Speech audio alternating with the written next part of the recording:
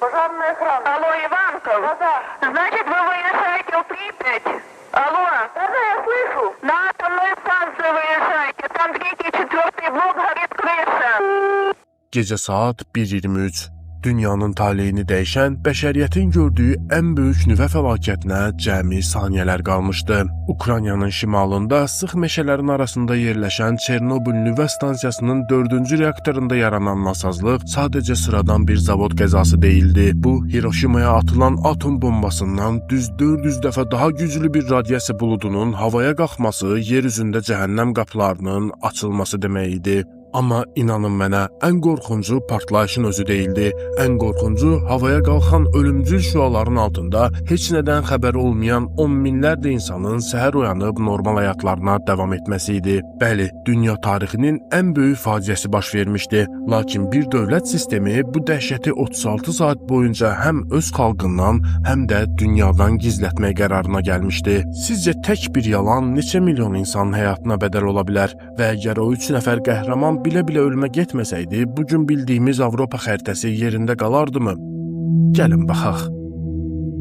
Hər şey əslində çox sadə görünən bir təhlükəsizlik sınağı ilə başladı. Reaktorun gücü planlı şəkildə azaldılmalı və qəfil elektrik kəsintisi zamanı turbinləri necə işləyəcəyi yoxlanılmalı idi. Lakin ard-arda buraxılan inanılmaz insan səhvləri stansiyanın dizaynındakı illərdir gizlədilən ölümcül qüsurlarla birləşəndə heç kimin gözləmədiyi idarə olunmaz bir zəncirvari reaksiya yaratdı.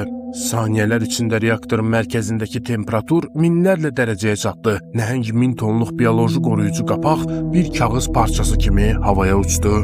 Partlayış o qədər dəhşətli və güclü idi ki, stansiyanın ağır beton damı tamamilə dağıldı və reaktorun qəlbi hesab olunan ölümcül qrafit parçaları ətrafa kilometrlərlə uzağa səpələndi. O gecə idarəetmə otağında növbədə olan mühəndislər nə baş verdiyini əsla anlaya bilmədilər. Çünki onların təlimat kitabçasında illərdə oxuduqları dərsliklərdə RBMK tipli bir reaktorun nüvəsinin partlama ehtimalı sadəcə qeyri-mümkün olaraq yazılmışdı. İnkara qapılan mütəxəssislər radiasiya ölçən cihazlara baxdıqda cihazlar maksimum 3.6 rentgen göstərirdi. Mühəndislər vəziyyətin o qədər də pis olmadığını düşündülər. Lakin bu rəqəm cihazların xarab olmasından və ya şüanın azlığından deyil, onların ölçə biləcəyi maksimum fiziki həddin elə 3.6 olmasından irəli gəlirdi. Həqiqi rəqəm isə 15.000 röntgendən çox idi. Bu ağlasığmaz radiasiya dərəcəsi bir insanın saniyələr içində hüceyrə səviyyəsində parçalanması, daxili orqanların su kimi əriməsi demək idi. Gecənin qaranlığında parçalanmış binadan səmaya doğru uzanan o məşhur mavi işıq sütunu isə əslində havadakı oksigenin həddindən artıq radiasiyaya məruz qalaraq iyonlaşması, yəni birbaşa gözlə görülən ölümün rəngi idi.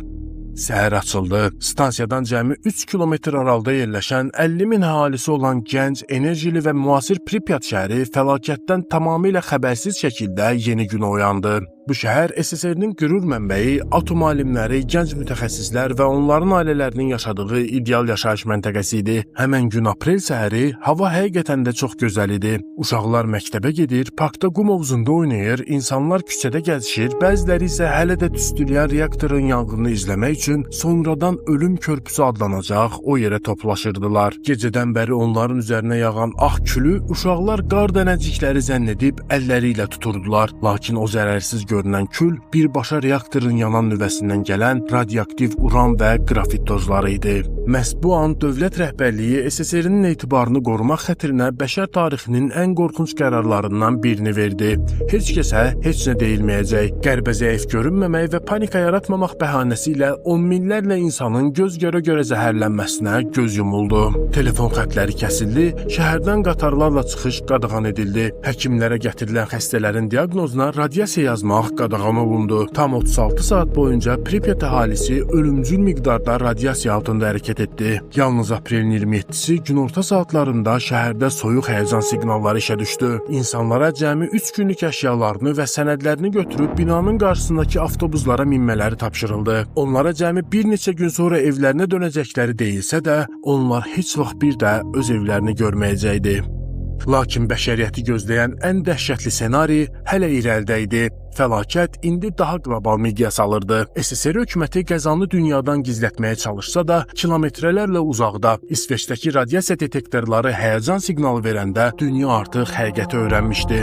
İndi isə həm Sovetləri, həm də bütün Avropanı yer üzündən silə biləcək ikinci bir təhlükə meydana çıxmışdı. Dağılmış reaktorun içində korium adlanan 1850 dərəcə istilikdə ərimiş, qaynayan lava, lor dildə desək vulkana bənzər nəhəng bir radioaktiv maqma kütləsi var idi. Bu cəhənnəm kütləsi altındakı beton döşəməni əridərək yavaş-yavaş aşağı doğru irəliləyirdi. Ən dəhşətli məqam isə reaktorun birbaşa altında ilk saatlarda yanğın söndürənlərin sıxdığı sularla dolu nəhəng su anbarları var idi. Əgər bu minlərlə dərəcə isti ərimiş radioaktiv nüvə kütləsi betonu dəlib o suya çatsaydı, fizikanın qaçınılmaz qanunu işə düşəcəkdi.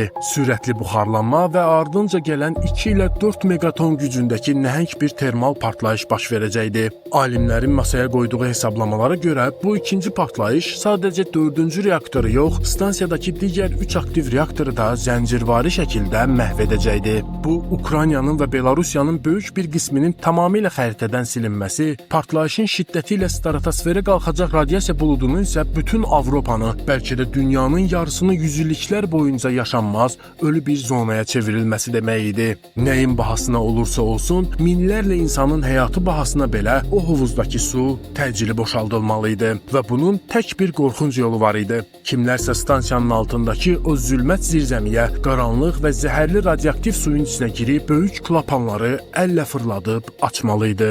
Bu, birbaşa intihar komandası ölüm missiyası idi. O suya girmək sadəcə ölmək demək deyildi. Cəmi bir neçə gün içində hüceyrələrin parçalanmasını hiss edərək dəhşətli ağrılar içində diri-diri çürüyərək ölməyi qəbul etmək idi. Rəhbərlik mühəndisləri toplayıb bu dəhşətli həqiqəti izah edərək könüllülər axtaranda böyük zalda dərin, buz kimi bir sükut çökdü. Lakin sükutu pozan 3 nəfər irəli çıxdı. Onlar fəlakət filmindəki super qəhrəmanlar və ya xüsusi təyinatlı əsgərlər deyildilər. Onlar sadəcə öz işini və stansiyanın planını yaxşı bilən sıradan mühəndislər və işçilər idilər. Aleksey Anenenko, Valeri Bespalov və Boris Baranov. Onlar yaxşı bilirdilər ki, əgər bunu etməsələr, doğmaları, xalqları və milyonlarla günahsız insan öləcək. Qalın dalğıc geyimləri geyinib, sinələrinə asdıqları dozimetrlə, yalnız əllərindəki zəif işıqlı fanarla reaktorun altındakı zülmət qaranlığa, dizə qədər çatan ölümcül reaktiv suyun içinə daxil oldular. Hər addımda, hər saniyədə onların bədəninə normal bir insanın ömrü boyu almadığı qədər ölümcül dozada şua nüfuz edirdi. Su zəhərli, hava isə ağır idi. Bir yerdən sonra fənərlərin birinin işığı sönsə belə, onlar geri addım atmayaraq, qaranlıqda əlləri ilə isti boruları tutaraq yolları hiss edərək irəliləməyə davam etdilər. Nəhayət, saatlar kimi gələn dəqiqələrdən sonra həyat əhəmiyyətli daşıyan o nəhəng klapanları tapdılar. Bütün son güclərini toplayaraq klapanları açdılar və zəhərli suyun borulardan gürültü ilə axıb getməsini eşitdilər. Onlar bacarmışdılar. Qitəni məhv edəcək ən böyük qiyamətin qarşısı alınmışdı. Bu üç fədai missiyasını tamamlayıb zirzəmidən çıxandan sonra bəşəriyyətin taleyini dəyişmiş qəhrəmanlar oldular. Uzun illər boyunca qərb mətbuatında onların cəmi bir neçə gün sonra radiasiya zəhərlənməsindən dəhşətli şəkildə öldüyü yazılsa da, əslində real tarix biraz fərqli oldu. İnanılmaz dərəcədə bəxtləri gətirmişdi. Aldıqları doza ölümcül sərhəddə olsa da, radioaktiv su qoruyucu rol oynamışdı və tibbi müdaxilələrlə həyatda qala bildilər. Lakin onların o qaranlıq zirzəmiyə enərkən atdığı addım Avropanın və bəşəriyyətin sözün əsl mənasında yox olmaqdan xilas etdi. Görürsünüz, bəzən qəhrəmanlar xalqın içindəki sadə insanlar olur. Qaranlıqda qalın, qaranlıq qalmayın. Hələlik.